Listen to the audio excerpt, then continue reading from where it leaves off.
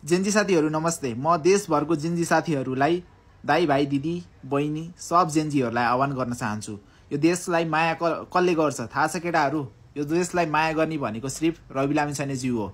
उहाँ बाहेक अरू देशलाई मनबाटै माया गर्ने मलाई लाग्दैन, किनकि पुरै लुट्ने ठग्ने हैन गर्ने मात्र छन्। अरू अब एमाले कांग्रेस माओवादी जे भन केटाहरू हैन, देशलाई यिनीहरूले माया गर्दैनन् के। माया गर्ने भएको यत्रो समय थियो, यत्रो समय हामीले लगभग 25 वर्षभन्दा बेसी हैन समय दिएको हो, तर देश कहिले नि बनाएनन्। देशलाई धकल्ने हैन खाल्टामा लैजाने बाहेक अरू केही काम गरेनन्।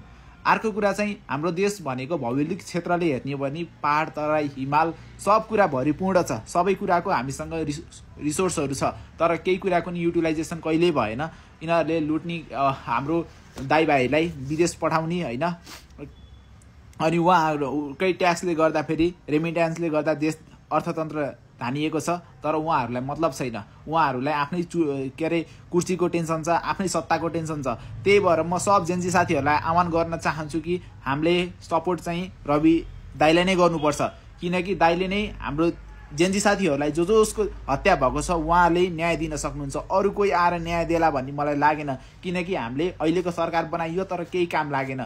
त्यही भएर म सब जेन्जी साथीहरूलाई भन्न चाहन्छु, हजुरहरूले बुझ्नु हुनुहोस्, किनकि त्यति बेला भन्नुभयो कति साथी जेन्जी साथीहरूले भन्नुभयो, तर हामीले दाइलाई अगाडि सार्नै पर्छ, चान्स दिनै पर्छ। देश भनेको रवि दाइले नै बनाउने हो, दाइले नै नेतृत्व गर्नुपर्छ।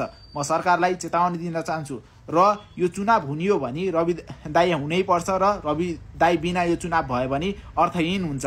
र यो सरकारले हाम्रो जेन्जीको मागहरूदेखि लिएर यो देशलाई विकास कहिले गर्न सक्दैन, यो लेखेर राख, किनकि यत्रो वर्ष हामीले सरकार बनाउन भनेर यिनीहरूलाई दिएकै हो त। एमाले कांग्रेस को दिएन, सबलाई दिनुभयो। हाम्रो फ्यामिलीहरूले हाम्रो सबजनाले देश बनाउलान् भन्ने आश गर्नुभयो, तर सबजना भुल हुनुहुन्थ्यो। त्यही भएर बेलैमा सुध्रिनु होला, किनकि रवि दाइ बिना यो देश बन्दैन। दाइलाई अगाडि सार्नै पर्छ, हामी जेन्जी अगाडि बढ्नै पर्छ। जय जेन्जी।